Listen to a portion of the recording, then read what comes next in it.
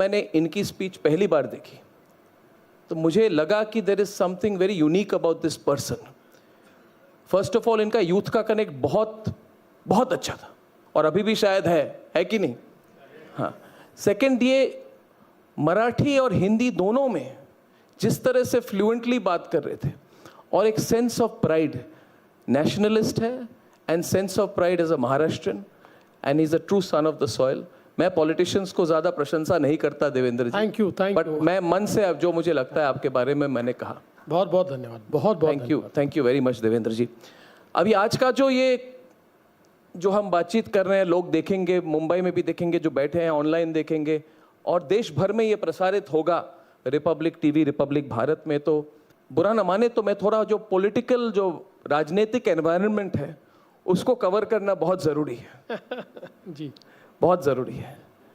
तो स्ट्रेट सवाल है देवेंद्र जी, जब हरियाणा के चुनाव परसों आए, हमारे नेटवर्क में कई सारे फीड्स आते हैं अलग अलग जगह से।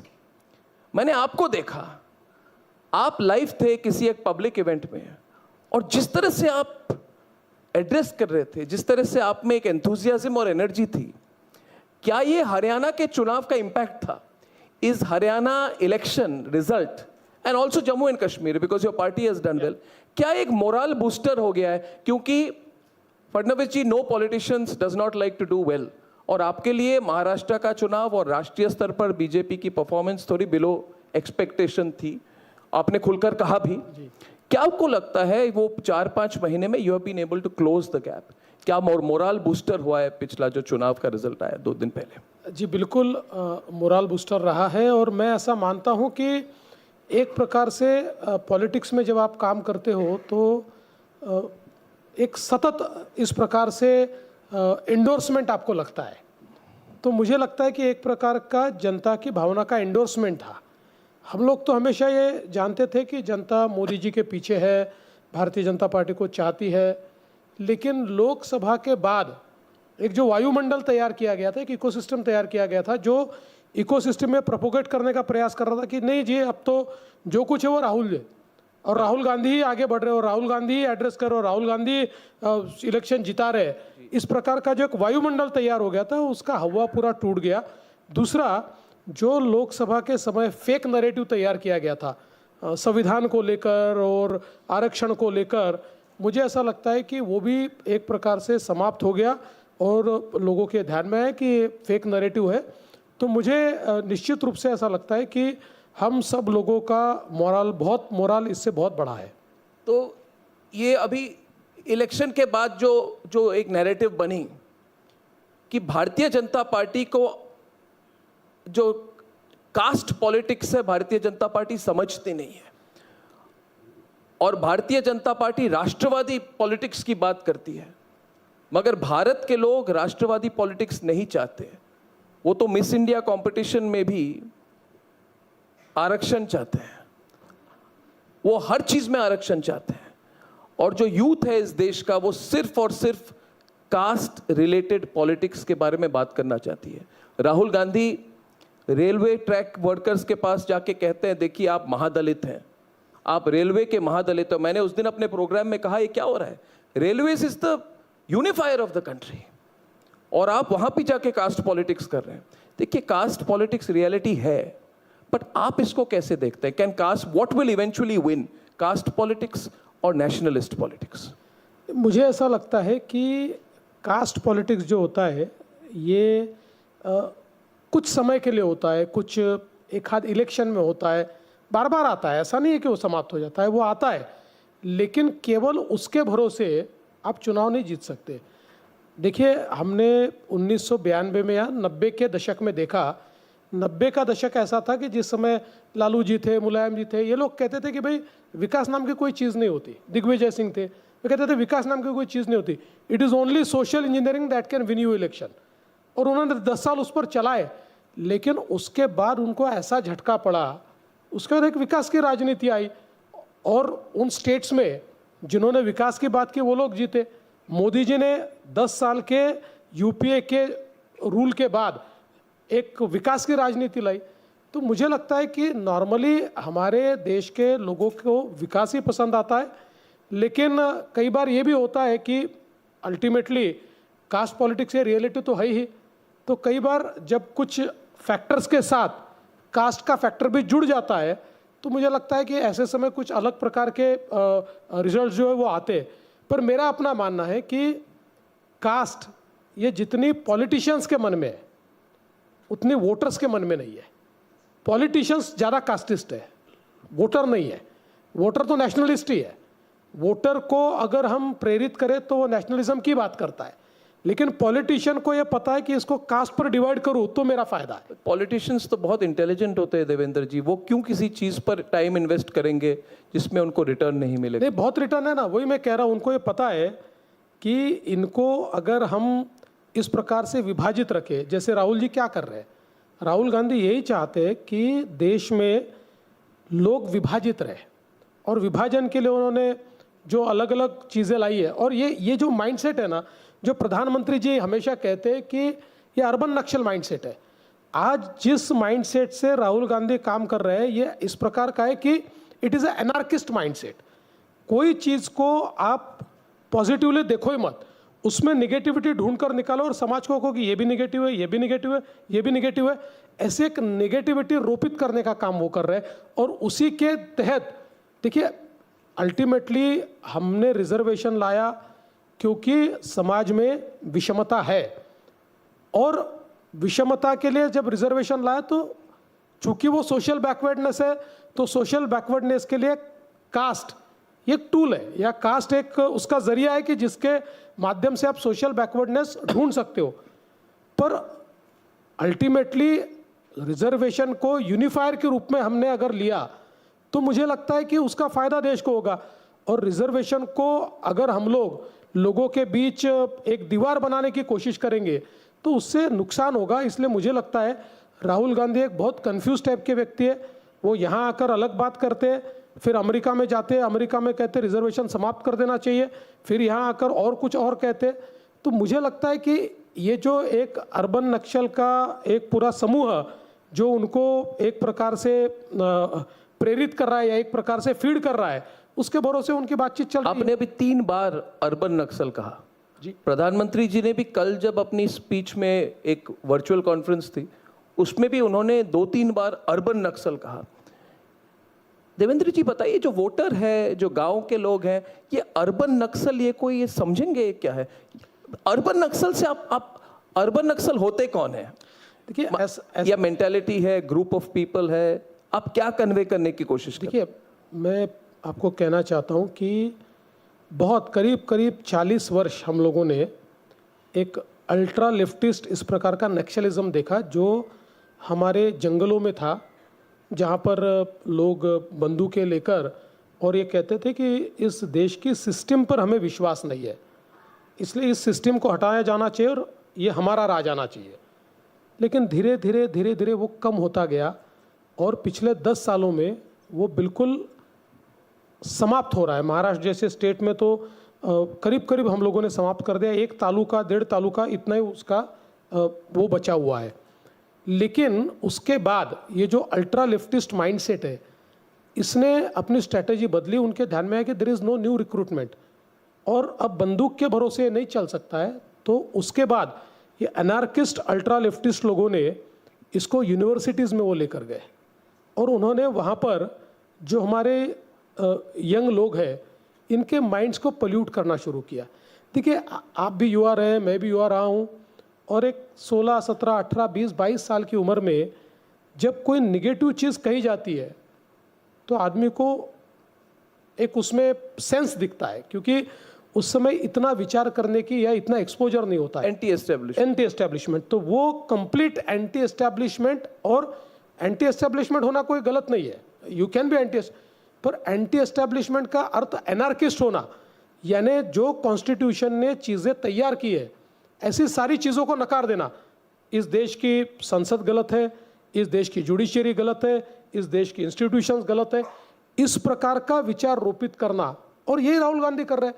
देखिए, अभी इन्होंने देश की जुडिशियरी पर जिस प्रकार के आरोप लगाए, लगातार लगाते हैं, ये एक प्रकार से एनर्किस्ट माइंडसेट देख लीजिए कि अगर उनकी ओर से जुडिशरी निर्णय देती है तो उसका स्वागत होता है, और जिस समय उनके खिलाफ निर्णय जाता है तो कहते नहीं ये जुडिशरी तो खत्म हो गई है, जुडिशरी के ऊपर तो दबाव है, जुडिशरी तो सरकार के दबाव में रिजल्ट देती है। तो इससे होता क्या है, देखिए आज हमारे लोकतंत्र के जो 4 स्तंभ है, इसमें सबसे ज़्यादा विश्वासार्हता, क्रेडिबिलिटी जुडिशरी के पास है। अब ये लोग जुडिशरी की भी क्रेडिबिलिटी खत्म करेंगे, इसका अर्थ क्या होगा? इसका अर्थ ये होगा कि हमारा लोकतंत्र ये कमज़ोर होगा। तो एक प्रकार से कॉन्स्टिट्यूशन को और हमारे लोकतंत्र को कमज़ोर करने का काम ये अल्ट्रा लेफ्टिस्ट माइंड जो है, जो जिसको हम अर्बन नक्सल कहते हैं, ये लोग कर रहे हैं। अब देखिए देवेंद्र जी, अभी ये कैसे देखा जाए, मैं कभी कभी मैं खुद कंफ्यूज हो जाता हूँ। आज से 10 साल पहले मुझे अनुभव हुआ राहुल गांधी से मिलने की, तो मैं देखता ही रहा उनके तरफ, मुझे समझ में नहीं आया वो क्या कह रहे थे। 1-1.5 घंटे तक इंटरव्यू चला था और मुझे लगा कि शायद समझ की कमी है, मगर मैं बहुत जेंटली बात को कह रहा हूँ, आप समझ लीजिए उसको। मगर अभी जो मुझे लग रहा है वो समझ की कमी नहीं है, क्योंकि मैंने कभी इस देश के इतिहास में हुआ ही नहीं है कि कोई पार्टी औपचारिक तौर से कहे कि मैं ये चुनाव के नतीजे को मानता नहीं हूं, मैं खारिज कर देता हूं, we reject the election result. But ये परसों हुआ और शायद वो रिजल्ट के बीच में लोग इस पर फोकस नहीं हुई। इसको अंग्रेजी में कहते हैं निहिलिस्टिक माइंडसेट, कि पार्टी कहती है मैं चुनाव के रिजल्ट एक्सेप्ट नहीं करता।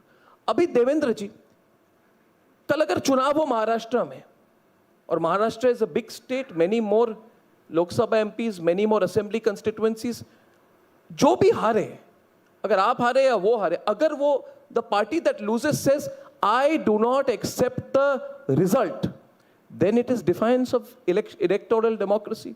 मतलब आज देश की डेमोक्रेसी को मानते ही नहीं है, इलेक्शन सिस्टम को मानते ही नहीं है।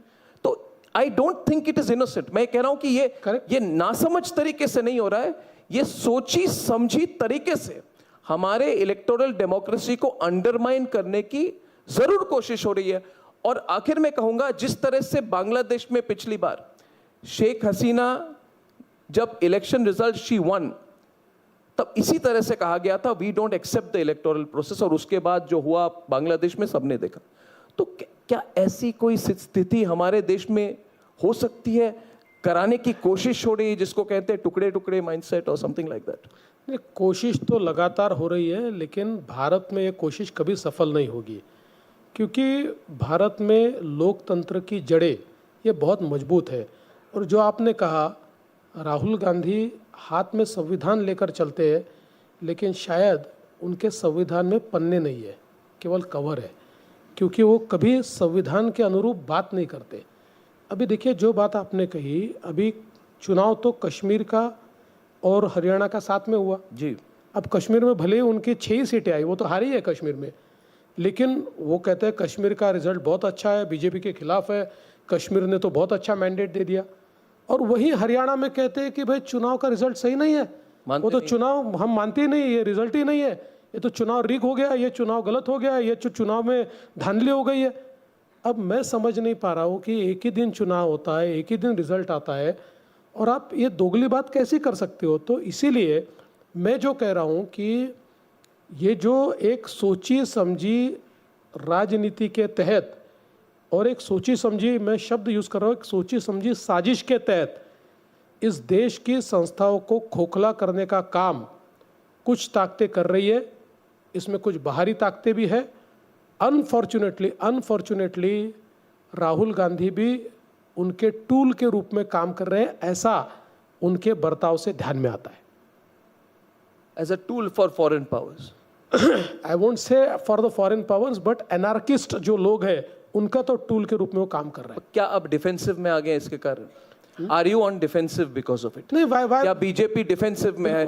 जो सवाल है फडणवीस जी, कि आप फ्रंट फुट की बैटिंग करते हैं, प्रधानमंत्री जी करते हैं, अमित शाह जी करते हैं, योगी आदित्यनाथ भी बहुत करते हैं, मगर क्या आप 4 जून के नतीजे के बाद have you become as a party and as a leadership a little bit on back foot, क्योंकि पीपल आर अनश्योर, मतलब वो लोग कह रहे हैं कि वही अग्रेशन नहीं, जिसलिए मैंने कहा रिजल्ट के बाद जिस तरह से आप बात कर रहे थे, आपकी बॉडी लैंग्वेज बहुत अग्रेसिव थी।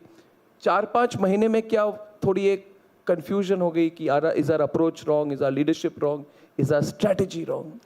ऐसा कोई कन्फ्यूजन नहीं है।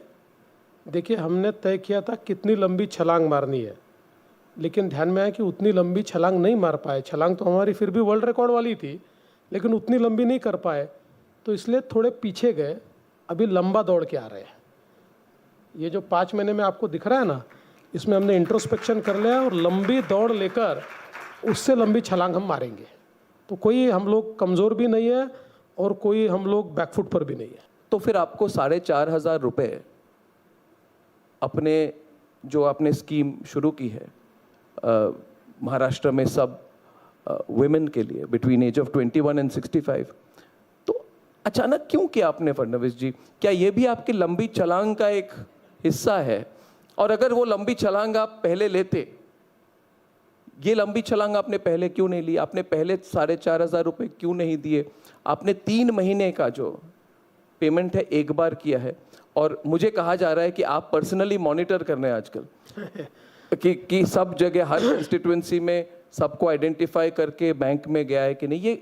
ये क्यों किया गया, जो श्रवण ने हमें अभी पहले पूछा था आपके अलायंस के एक नेता? ऐसा है कि नई सरकार में आने के बाद हम लोगों ने विमेन सेंट्रिक नीतियों की शुरुआत की, क्योंकि देश में प्रधानमंत्री जी ने लगातार ये कहा है कि विकसित भारत तैयार करना है, तो हमको जो हमारे 50% आबादी का हिस्सा है, हमारी जो महिलाएं हैं, उनको अर्थव्यवस्था के केंद्र बिंदु मानकर पॉलिसीज़ तैयार करनी पड़ेगी।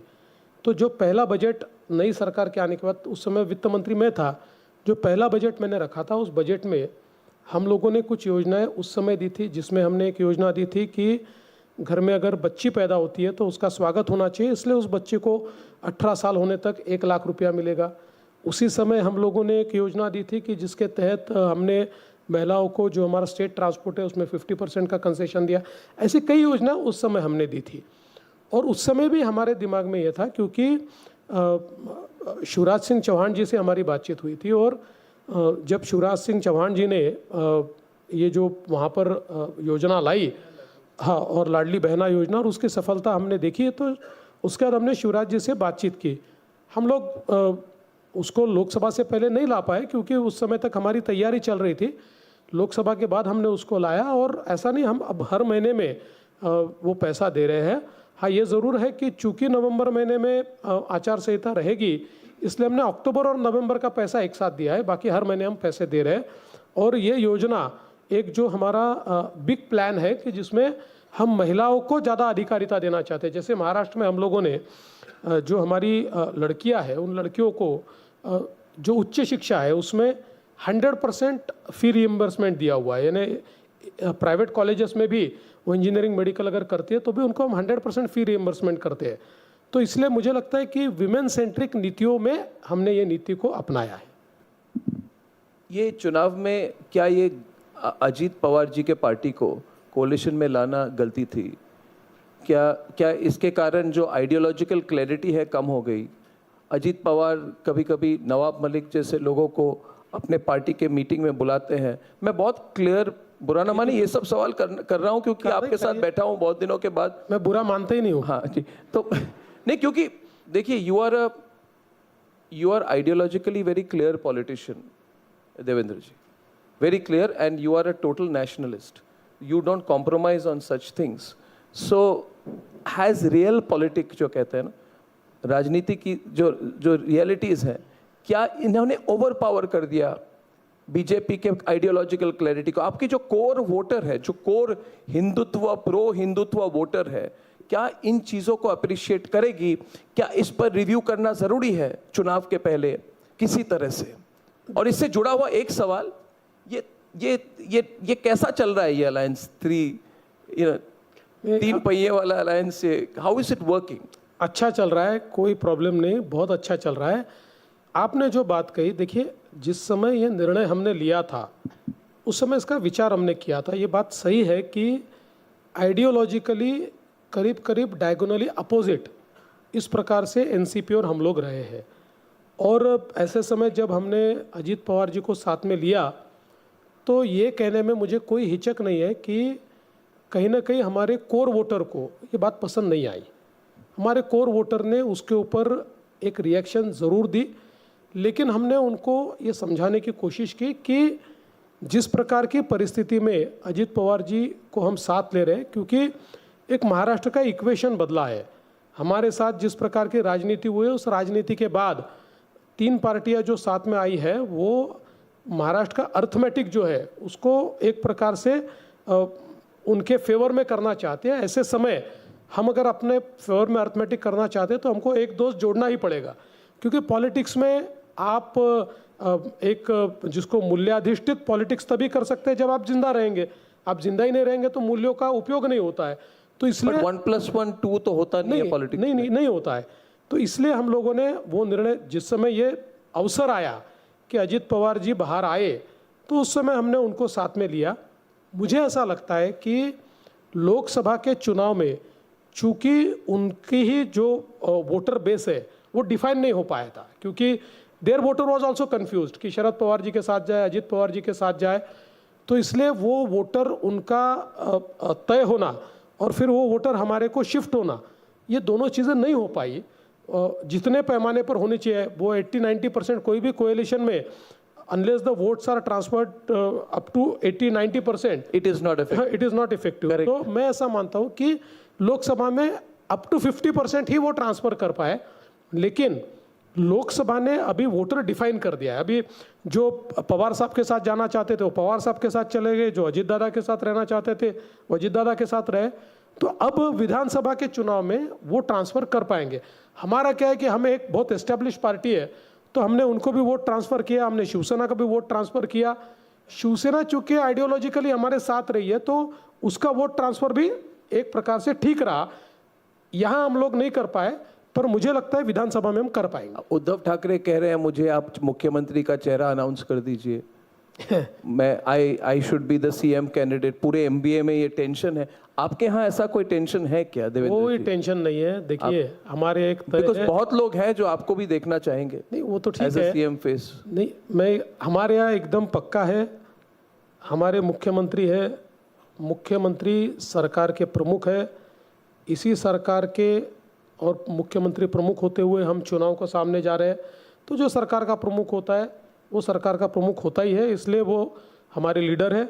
और जहाँ तक आगे का सवाल है, आगे का सवाल हाँ मैं बोल देता हूँ। उसमें भी हमारी पार्टी में हमारा पार्लियामेंट्री बोर्ड प्रमुख है, वो हमारा पार्लियामेंट्री बोर्ड है। और साथ में जो पार्टी आई है वो दोनों पार्टियों में अजीत पवार उनकी पार्टी के अध्यक्ष है और शिंदे जी उनकी पार्टी के अध्यक्ष है। तो ये दोनों अध्यक्ष और हमारी पार्टी का पार्लियामेंट्री बोर्ड मिलकर तय करेगा, जो तय करेगा सबको मंजूर होगा। तो टेक्निकल रिप्लाई है, बस ऐसे ही होता है। हाँ तो non technical Devendra Fadnavis style में आपको जो पॉलिटिकल रिप्लाई चाहिए, पॉलिटिकल रिप्लाई चाहिए, हाँ वो यही है। नहीं है।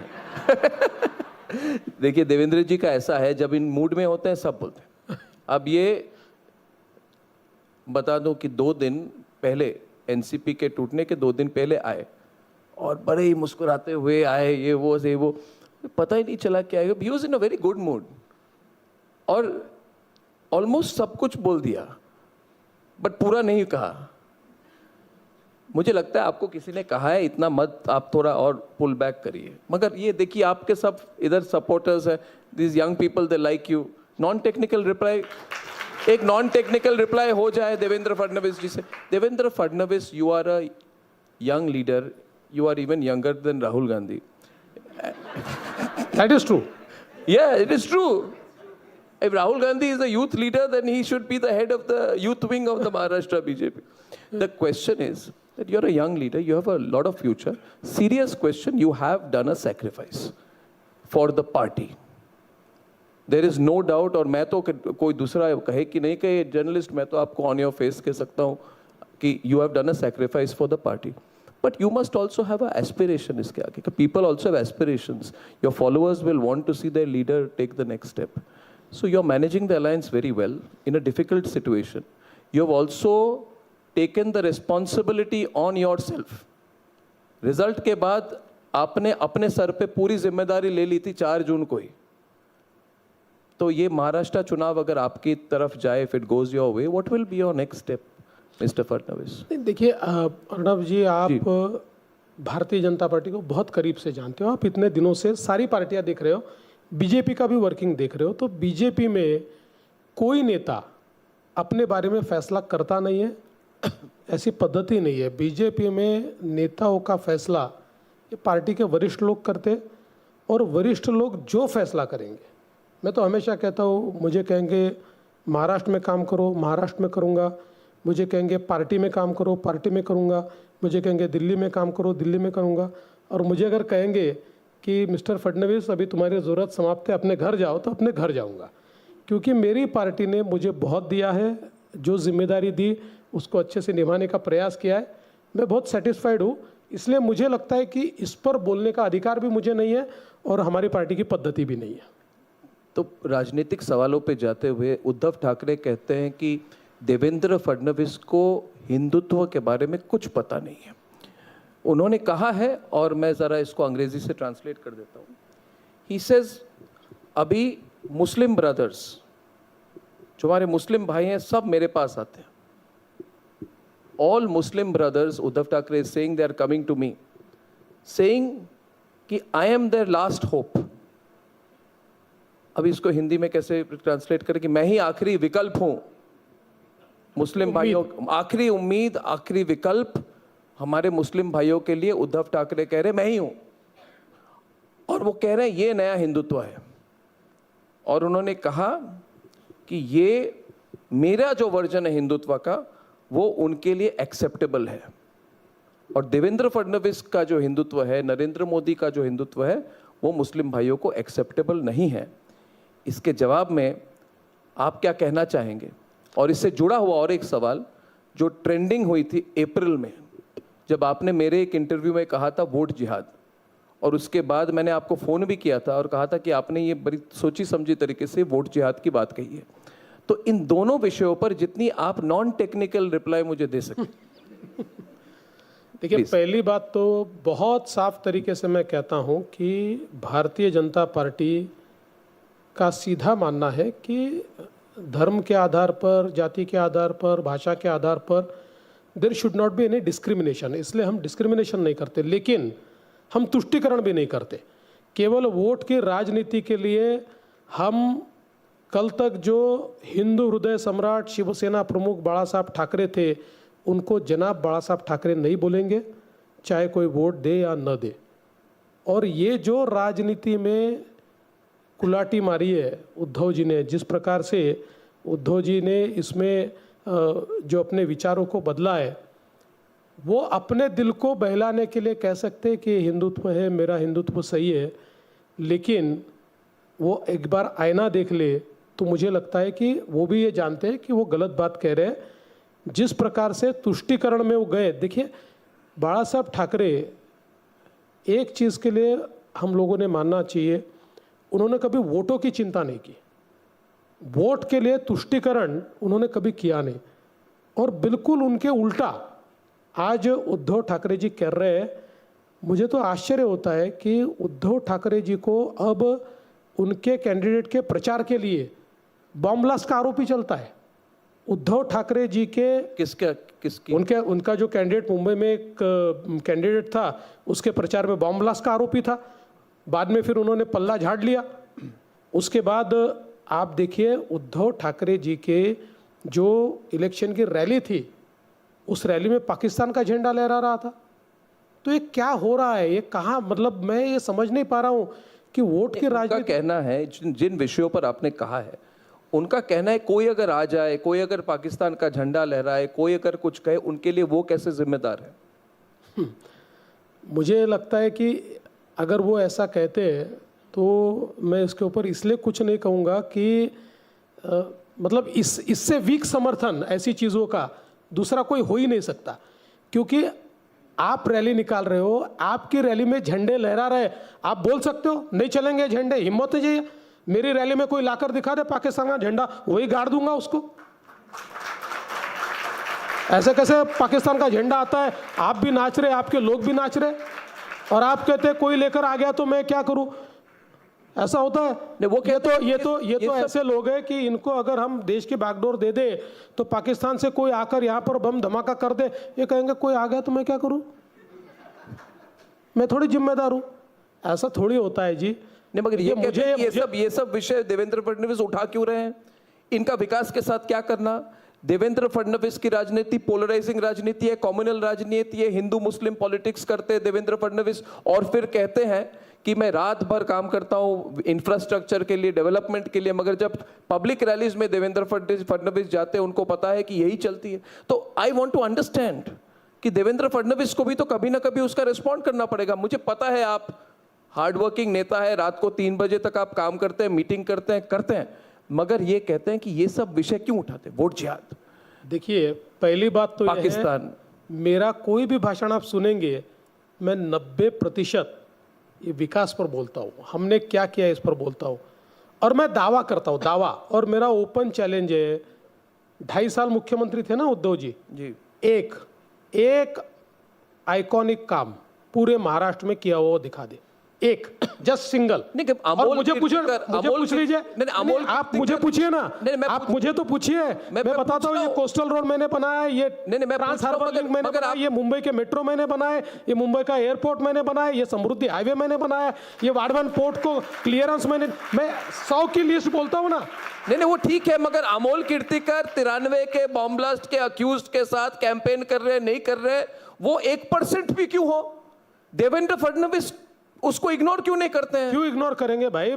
जिसने मेरी वो अमोल कीर्तिकर की अपनी जिसने मेरी मुंबई को दहला दिया, जिसने मुझे मुंबई के सैकड़ों लोगों को मार दिया, ऐसे बॉम्ब ब्लास्ट के आरोपी के साथ शिवसेना का कैंडिडेट घूमे और मैं चुप रहूं तो लानत है मुझ पर। मैंने तो पॉलिटिक्स छोड़कर घर बैठना चाहिए।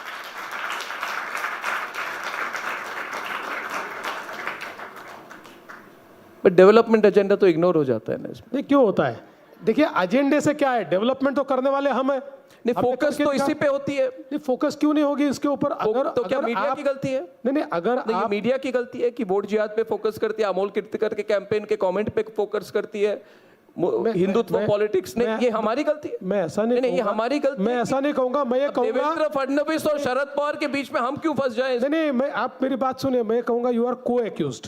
अब देखिए फडणवीस जी, मुंबई में बैठा हूं, आप अपने शब्दों का प्रयोग बहुत सोच समझ के कीजिए, बुरा ना माने। इधर इसी शहर में कई केस में को अक्यूज्ड और अक्यूज नंबर 1 हो चुका हूं। और गर्व के साथ कह सकता हूं बिल्कुल कि मैंने भी 15 दिन तलोजा में काटे हैं। जिसके बाद चीफ जस्टिस ने आकर पूछा कि केस क्या था मेरे खिलाफ, और मैंने कहा कि सिचुएशन ऐसी थी कि मेरे घर के बाहर सचिन वाजे उसी स्कॉर्पियो गाड़ी में मेरे को अरेस्ट करने आए, जिसमें उन्होंने 3 महीने बाद आरडीएक्स डाल के अंबानी के घर के बाहर प्लांट करने की कोशिश की, और मनसुख हिरेन को उसी गाड़ी में मार दिया, और मनसुख हिरेन को उसी गाड़ी में मार दिया, और मेरे घर के बाहर उसी गाड़ी को लेकर आए। तो मैं तो हमेशा कहता हूं ये एक चक्र होता है, you know what is right. तो मगर नहीं, को अक्यूज्ड मत कहिए।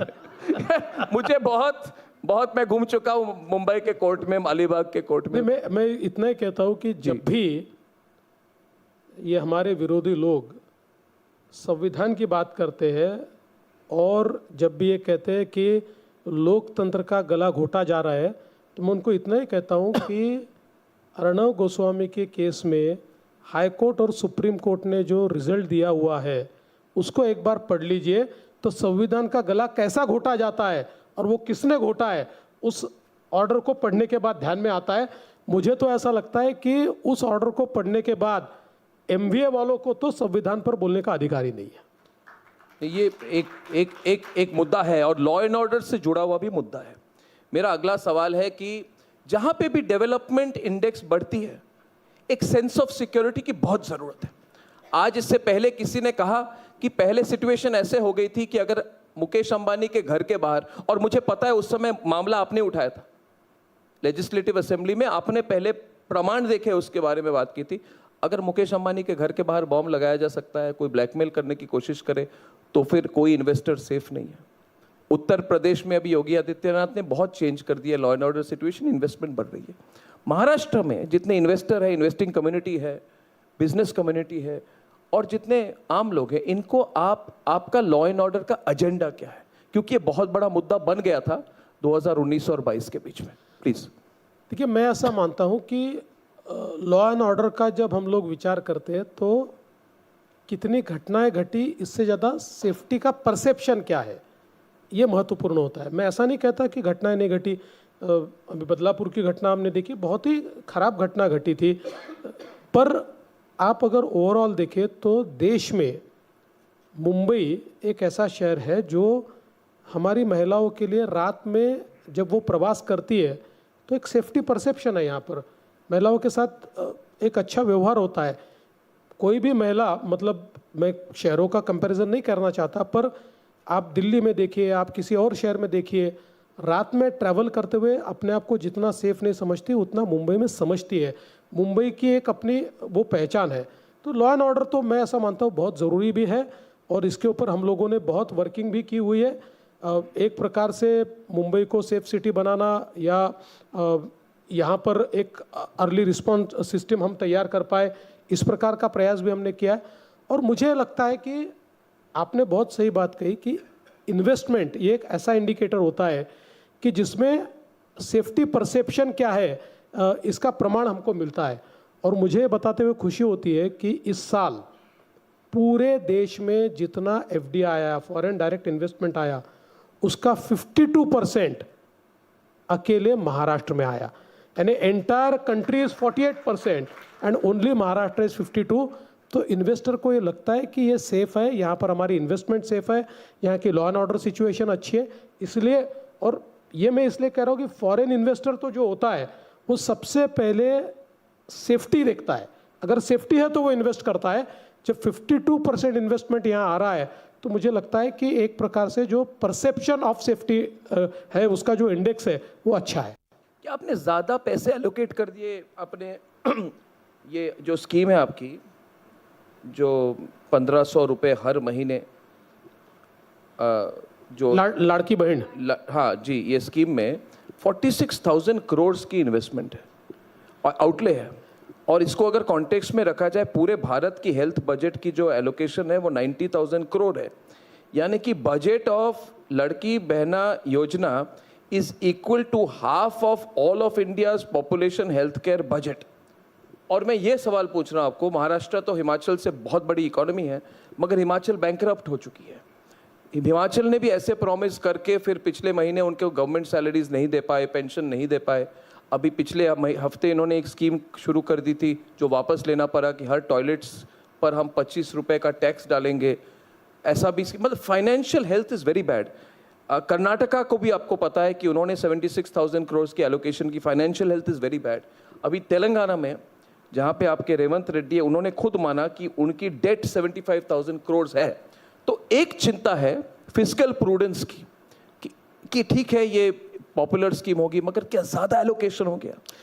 नहीं, देखिए, इन वन गो मैं आपको बताना चाहूँगा इसमें रिस्क है। नहीं, मैं आपको बताना चाहूँगा कि ये एलोकेशन करते समय हमने हमारी फिस्कल हेल्थ क्या है इसको समझते हुए एलोकेशन किया है। महाराष्ट्र ये $1 ट्रिलियन इकोनॉमी की ओर जा रहा है और महाराष्ट्र फर्स्ट स्टेट जिसने $500 बिलियन का मार्क पार कर लिया है। यानी अभी बाकी सारे राज्य जो $1 ट्रिलियन इकोनॉमी की बात करते हैं वो हमसे बहुत पीछे है। हमने $500 बिलियन का मार्क ऑलरेडी पार कर दिया है। और आज अगर आप हमारा साइज़ ऑफ द इकोनॉमी देखें तो हमारा size of the economy 40,000 crore के आगे हम लोग 40 लाख करोड़ के आगे हम लोग चले गए हैं। और हमारा जो बजट है वो बजट भी करीब करीब 7 लाख करोड़ का हमारा बजट हो गया है। तो इसलिए मुझे लगता है कि हमने बजट के या हमारे रिसोर्सेज के बाहर जाकर कोई एलोकेशन नहीं किया है। आज भी जो हमारी ज़रूरतें हैं उन ज़रूरतों को हम पूरा करते हुए ये एलोकेशन करने वाले हैं। तो मुझे लगता है कि ऐसी कोई परिस्थिति महाराष्ट्र में नहीं आएगी कि हम लोग वेजेस नहीं दे पा रहे, सैलरी नहीं दे पा रहे। ऐसी परिस्थिति नहीं है। We are a sound economy. जो मराठा रिजर्वेशन का इशू है फडणवीस जी, आजकल क्या होता है कि पोस्ट ट्रूथ का ज़माना है। सच्चाई क्या है ये एक रील में सीमित हो जाती है। एक 10 सेकंड के रील में या 1 मिनट के यूट्यूब वीडियो में सच्चाई सीमित हो जाती है। कोई अगर कहे कि देवेंद्र फडणवीस जिम्मेदार है मराठा रिजर्वेशन नहीं देने के लिए, तो बहुत कम लोग हैं जो इस इशू को गहराई में देखेंगे, पढ़ेंगे, समझेंगे। क्या ये मैटर सब जुडिस है, इसमें लिमिटेशन क्या है, ओबीसी कोटा से निकाल के देना पड़ता है। एक तरह से हवा बन जाता है, इशू बन जाती है, कैंपेन बन जाता है। तो अभी लोग कह रहे हैं कि मराठा रिजर्वेशन इशू को अर्जेंटली देवेंद्र फडणवीस को ठीक करना पड़ेगा चुनाव से पहले, नहीं तो नतीजे अच्छे नहीं होंगे। और आपको पता भी है आपके जो प्रतिद्वंदी है वो कुछ भी कहते हैं, कुछ भी कहते हैं, और इसकी कोई वैलिडेशन नहीं है। तो आप इस इशू को कैसे देख रहे हैं? Is it a political hot potato for you? देखिए, मैं पहली बात तो ये कहता हूँ कि ये मराठा रिजर्वेशन की बात शुरू हुई 1982 में, और 1982 में अन्ना साहब पाटिल करके एक मराठा लीडर थे, वो एमएलए थे। वो उस समय के कांग्रेस के मुख्यमंत्री जी के पास गए। उन्होंने कहा मराठाओं को रिजर्वेशन दीजिए, अगर आप नहीं देंगे तो मैं आत्मदहन कर लूँगा। और चीफ मिनिस्टर ने नहीं दिया, उन्होंने खुद को गोली मार ली और एक प्रकार से आत्मदहन कर लिया। वहाँ से लेकर ये लड़ाई चलती रही 2014 तक, और इस पूरे इतने सालों में केवल 4.5 साल अपोजिशन की गवर्नमेंट रही, बाकी सारे साल कांग्रेस की और शरद पवार जी की गवर्नमेंट रही। उन्होंने कभी मराठाओं को आरक्षण नहीं दिया। मैं मुख्यमंत्री बना, मेरे मुख्यमंत्री बनने के बाद ये मसला मेरे सामने आया, मैंने मराठा समाज को आरक्षण दिया। उस समय हाईकोर्ट में वो चैलेंज हुआ, हाईकोर्ट में भी हम जीते, आरक्षण के साइड से रिजल्ट आया। वो सुप्रीम कोर्ट गया, जब तक मैं मुख्यमंत्री था सुप्रीम कोर्ट ने न उसको स्टे किया न उसको नकारा। उद्धव ठाकरे मुख्यमंत्री बने, उद्धव ठाकरे जी के काल में वो केस जो है सुप्रीम कोर्ट ने खारिज कर दी और रिजर्वेशन कैंसिल कर दिया। उसके बाद उन्होंने कुछ नहीं किया, शरद पवार जी ने भी कुछ नहीं किया, और फिर एकनाथ शिंदे जी जब बने तो वापस हम लोगों ने मराठा समाज को 10% आरक्षण दिया। तो कुल मिलाकर 4 बार शरद पवार जी ये मुख्यमंत्री बने, तब से ये मांग थी कि मराठा समाज को आरक्षण मिले। कभी भी शरद पवार जी ने उनको आरक्षण नहीं दिया। और जहां तक मराठा समाज, शरद पवार मराठा रिजर्वेशन पे सीरियस नहीं है, सीरियस नहीं, वो तो खिलाफ है। उन्होंने कई बार बोल दिया मराठाओं को आरक्षण की आवश्यकता नहीं। अब तो पॉलिटिक्स के लिए कह रहे हैं वो, और फिर भी कैसा कहते हैं वो? कहते हैं वो जो उपोषण कर रहे हैं, जो अनशन कर रहे हैं, उनकी मांग तो सही है, लेकिन इसको ऐसा नहीं करना चाहिए, वैसा नहीं। इसीलिए मैंने बहुत स्पष्ट शब्दों में वो मिस्टर जरांगे पाटिल जो मराठा लीडर है और जो अनशन कर रहे हैं, मैंने उनको इतना ही कहा है कि भाई आप कह रहे हो ना भारतीय जनता पार्टी या देवेंद्र फडणवीस जिम्मेदार है, तो मेरा आपको इतना ही निवेदन है कि शरद पवार जी से आप लिख कर लीजिए कि भाई उनकी सरकार आएगी तो मराठा समाज को ओबीसी में आरक्षण देंगे, लिख कर ले लीजिए और उनका साथ दे दीजिए, उनको आप सपोर्ट दे दीजिए। शरद पवार लिख कर देने को तैयार नहीं है। जब शरद पवार जी से सवाल पूछा तो शरद पवार जी मुकर गए। शरद पवार जी ने तो ऐसा उत्तर दिया, मैं भी नहीं समझा और कोई भी नहीं समझा। उन्होंने तीसरे जवाब दे दिया। और फिर उनके पार्टी के अध्यक्ष जयंत पाटिल को पूछा कि भाई आपका क्या कहना, उनका पवार साहब ने तो जवाब दिया ना, वही हमारा जवाब है। तो मैं तो आज भी नेशनल चैनल के माध्यम से मैं जो मराठा आंदोलक श्री मनोज जरांगे पाटिल है, इनको कहता हूँ कि आप कांग्रेस पार्टी, उद्धव ठाकरे, शरद पवार जी, इनसे ये लिख कर ले लीजिए कि उनकी सरकार आएगी तो मराठा समाज को ओबीसी में आरक्षण देंगे, और आप उनको जाहिर तौर पर अपना सपोर्ट दे दीजिए। ये राजनीति चल रही है, मराठा समाज को गुमराह करने की बात चल रही है। अरे मराठा समाज के लिए मैंने अन्ना साहब पाटिल आर्थिक विकास महामंडल तैयार किया, 1 लाख मराठा उद्योजक तैयार किए, 1 लाख। आज 1 लाख से ज़्यादा मराठा उद्योजक ये हमने तैयार किया। हमने सारथी की शुरुआत की। आज IAS IPS में बड़े पैमाने पर मराठा युवाओं को उसके माध्यम से आज नौकरियां मिली है। इसलिए मुझे लगता है कि इसमें जो राजनीति करने की कोशिश चल रही है, ये राजनीति सफल नहीं होगी। कोशिश तो है। उद्धव ठाकरे ने कहा है कि जितनी फार्म लोन है किसानों के जितने लोन हैं वो देवेंद्र फडणवीस इसको वेवर क्यों नहीं देते? मैं आऊँगा तो मैं एक दिन के अंदर सारे फार्म लोन मैं उनको वेवर कर दूंगा।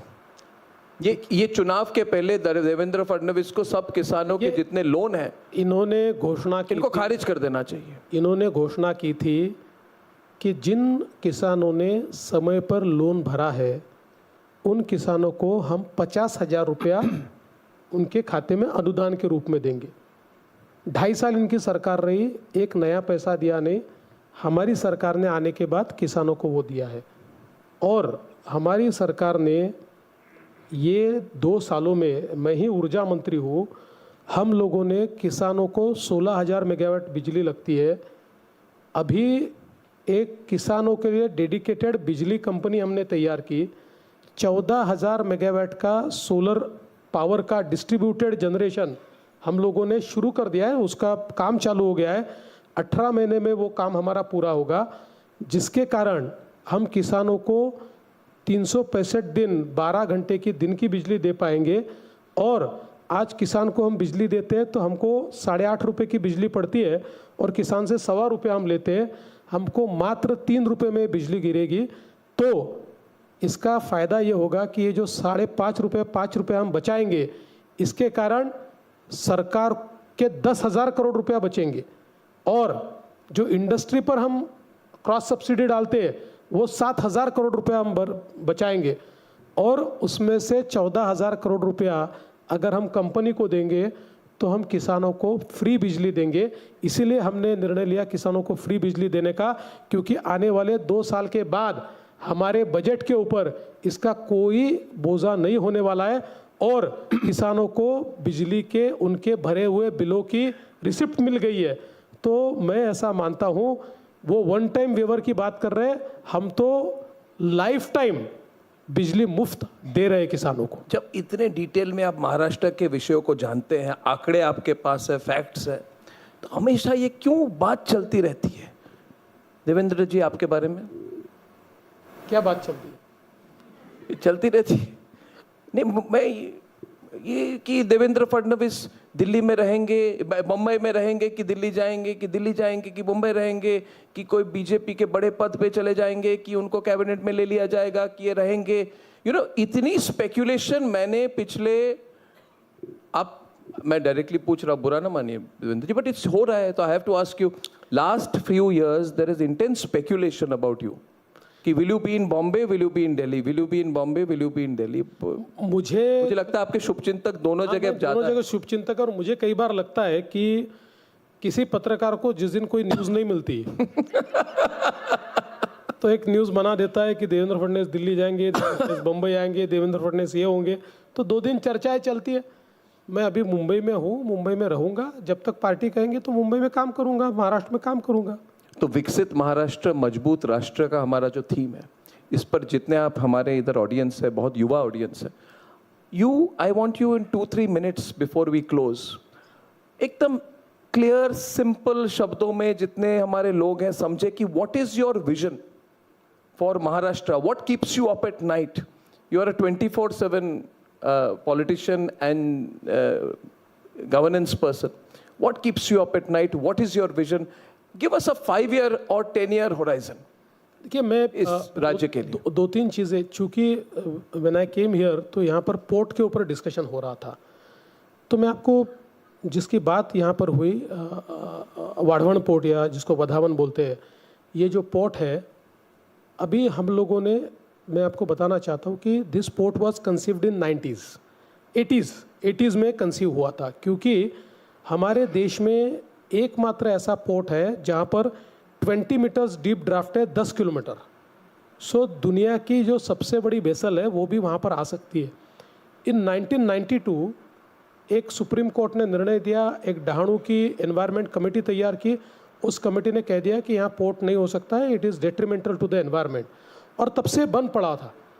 जिस समय मैं मुख्यमंत्री बना, मैंने उसका अभ्यास किया, मैंने कहा कि भाई ये तो डहाणु में जो हम राइट ऑफ वे है, अगर हम नया राइट ऑफ वे निकाल दे और डहाणु की नेचुरल जो एरिया है उसको बाईपास कर दे तो ये पोर्ट हम कर सकते हैं। और हम लोगों ने नया उसका राइट ऑफ वे निकाला और उस पोर्ट को हमने सारी मान्यताएं ली।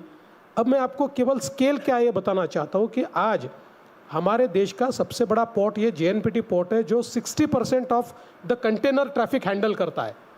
अब जो पोर्ट हम बना रहे हैं ये 3 टाइम्स बिगर है JNPT से, और आज हमारे देश का कोई भी पोर्ट दुनिया के पहले 10 पोर्ट में नहीं है। ये वाडवन जो पोर्ट है ये पहले दिन से दुनिया के 10 बिगेस्ट पोर्ट में आएगा।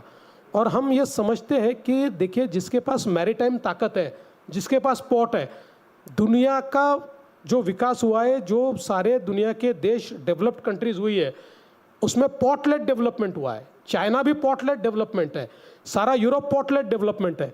तो एक प्रकार से अगले 20-25 साल का जो हमारा डेवलपमेंट है वो ये वाडवन जो पोर्ट है ये फ्यूल करने वाला है, हमको एक मैरीटाइम ताकत के रूप में ये तैयार करने वाला है।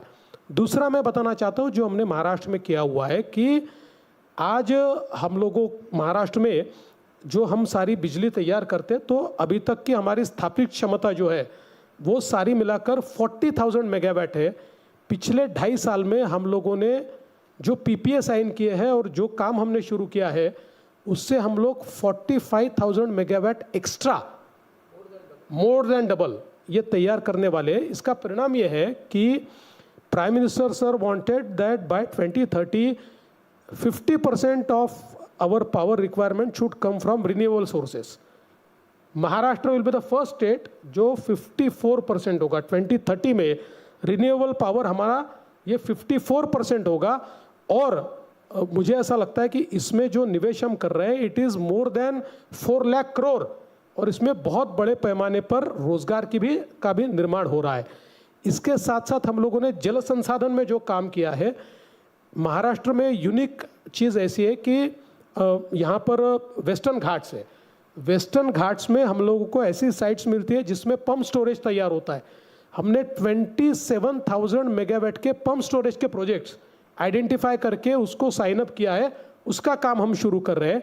और उसके साथ साथ ये वेस्टर्न घाट में ये वेस्ट फ्लोइंग रिवर्स है जिसका पानी सीधा समुद्र को जाता है। हम वहाँ से 55 TMC पानी उठाकर सीधा मराठवाड़ा में लेकर जा रहे हैं, जिसके कारण मराठवाड़ा जो अकाल के लिए एक प्रकार से लोग मराठवाड़ा का नाम लेते हैं तो लोग कहते हैं तो अकाल वाला क्षेत्र है, यहाँ पर तो ड्राउट प्रोन क्षेत्र है। ये 55 TMC पानी जो गोदावरी के क्षेत्र में जाएगा, गोदावरी बेसिन में, तो जो बेसिन अभी घाटे का बेसिन है वो फायदे का बेसिन होगा और मराठवाड़ा को हम लोग अकाल से मुक्त कर पाएंगे। इसके साथ साथ हम लोगों ने काम शुरू किया है जो विदर्भ में गोसीखुर्द के नीचे से 100 TMC पानी बहकर जाता है। हम 550 किलोमीटर का कैनाल तैयार कर रहे हैं और वैनगंगा नदी को पैनगंगा और नलगंगा नदी से जोड़ रहे हैं। 550 किलोमीटर के कैनाल के कारण विदर्भ के 8 डिस्ट्रिक्ट जो है इसमें 10 लाख एकड़ जमीन जो है ये इरिगेटेड हो जाएगी। और जो स्पेशली वेस्टर्न विदर्भ है जिसके ऊपर ड्राउट प्रोन का एक ठप्पा है, वो ड्राउट से पूरे तरीके से बाहर निकल जाएगा। आज जिस प्रकार से रोड का नेटवर्क हम लोग तैयार कर रहे हैं, समृद्धि महामार्ग तो हमने तैयार कर दिया, लेकिन उसके साथ साथ हम लोग एक बहुत बड़ा नेटवर्क रोड का ऐसा तैयार कर रहे हैं जिसके कारण लॉजिस्टिकली महाराष्ट्र एक बहुत प्राइमेसी में आएगा। हम लोगों ने बहुत कम समय में जो दिल्ली मुंबई कॉरिडोर है, उस कॉरिडोर पे पहली देश की integrated industrial township Auric city तैयार कर दी। आज वहाँ पर इस प्रकार से निवेश आ रहा है। अभी अभी टोयोटा ने वहाँ पर निवेश किया, वहाँ पर EV में बहुत बड़े पैमाने पर निवेश हो रहा है। तो मराठवाड़ा का जो क्षेत्र पिछड़ा था, आज बड़े पैमाने पर वहाँ पर निवेश होता हुआ हमको दिखाई दे रहा है।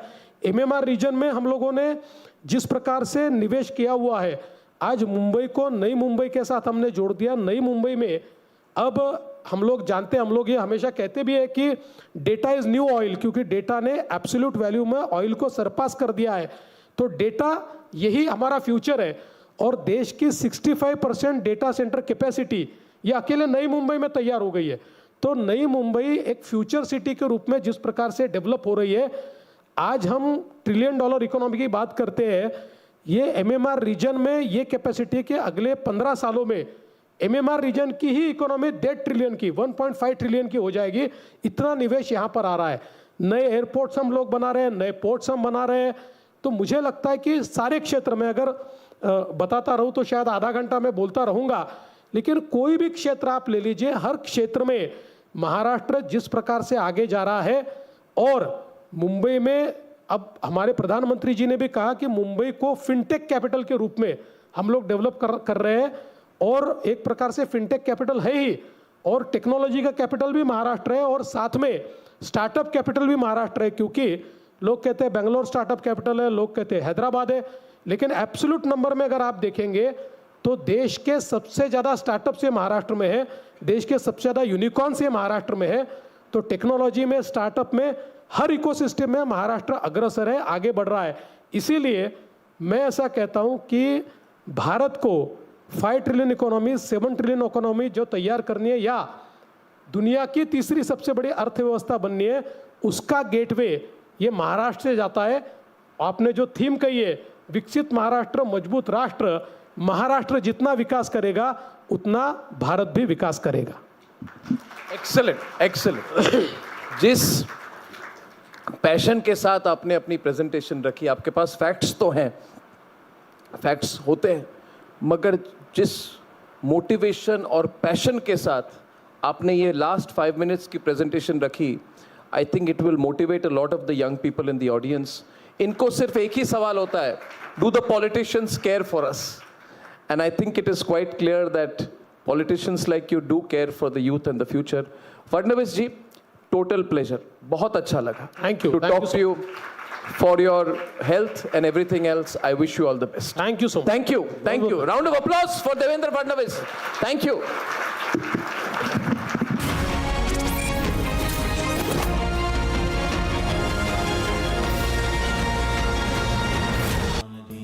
Amity has been ranked India's #1 private university in the recently released Education World Rankings, a testimony to Amity's globally benchmarked standards in education.